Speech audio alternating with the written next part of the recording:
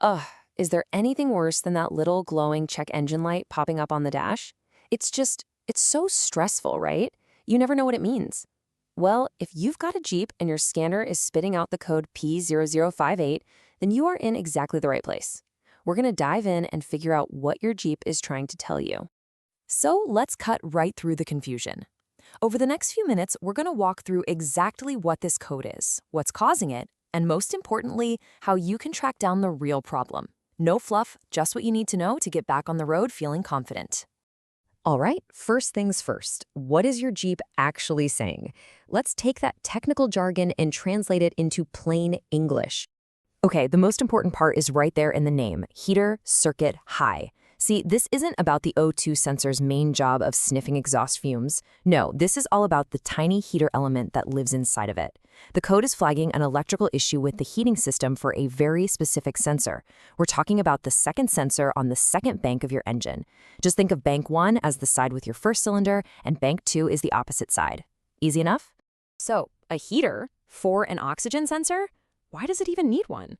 It sounds a little weird, I know, but it's actually a super critical part of how your engine runs efficiently, and it has a direct impact on your gas mileage. Think of that little heater as a warm-up coach for a star athlete. You see, an O2 sensor has to be really hot to do its job right. The heater gets it up to temperature super fast, which lets your engine's computer jump into what's called closed loop. All that means is the computer is getting good, accurate, real-time data to perfectly adjust the fuel mix. Without the heater, the engine stays in an inefficient open loop way too long, basically guessing at the fuel mix and wasting gas. And here's how it all works. Your Jeep's brain, the Powertrain Control Module, or PCM, is the master controller. It's always watching that sensor's temperature, and it sends these little pulses of electricity to the heater to keep it in that perfect sweet spot. The code P0058 pops up when that brain, the PCM, detects that the voltage in that heater circuit is way higher than it's supposed to be. It's basically an alarm. Okay, now that we know how it's supposed to work, we can get to the fun part, playing detective. Let's trace the electrical path and hunt down what's actually gone wrong. And here they are, the usual suspects. You're going to notice a pattern here. Almost all of these are wiring problems. It could be a short, a break in the wire, a bad ground connection, or, yeah, the sensor itself could just be bad. A faulty PCM is on the list, but honestly, that's pretty rare. So we always check everything else first. Let's kick things off with our first suspect, a short to voltage. All this means is that the power wire for the heater has rubbed up against another power wire somewhere, and it's getting an extra jolt of electricity it's not designed for. The electricity is taking a shortcut, and it's causing a problem. So to check for this, you've got to get your eyes on the wiring harness that leads to that sensor. Look for any spots that are melted, rubbed raw, or just plain broken. You'll also want to double check that your ground connection is solid, and of course, don't forget the easy stuff, make sure the fuse isn't blown. Now, our next suspect is pretty much the exact opposite of a short. We're talking about an open circuit or high resistance. This time, instead of an electrical shortcut, we've got a roadblock. There's a break in the wire or a crummy connection, and the electricity just can't get through like it should. And once again, your best tool is a good visual inspection. Look over that harness for any obvious damage. Wiggle the connector. Are the pins loose? You can also grab a multimeter and test the heater element inside the sensor itself to see if it's broken internally.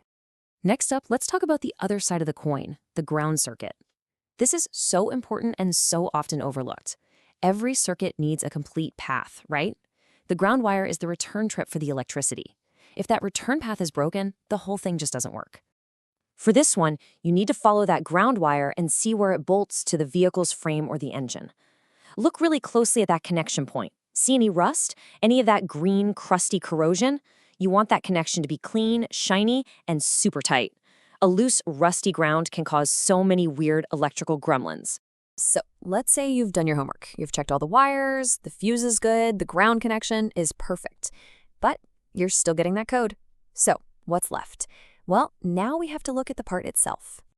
Yep, after you've methodically ruled out all the external problems, the shorts, the opens, the bad grounds, all the evidence starts pointing in one direction, right at the O2 sensor.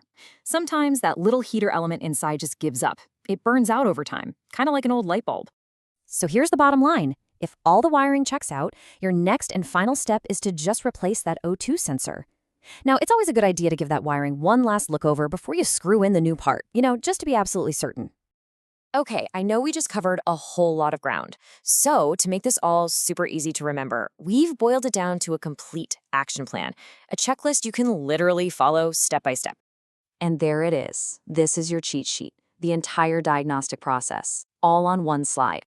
Start at the top with the short circuit checks, then move to the open circuit. Then make sure that ground is good.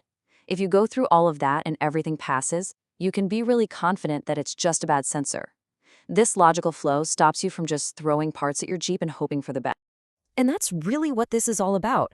This isn't just some random, scary code anymore. It's a specific clue. And by understanding what it means and how to follow that clue, you can solve the problem yourself and save a whole lot of time, money, and stress. So, there you have it. Jeep code P0058, completely demystified. You've got the knowledge, you've got the step-by-step plan. The only question left is, are you ready to pop the hood and get to work?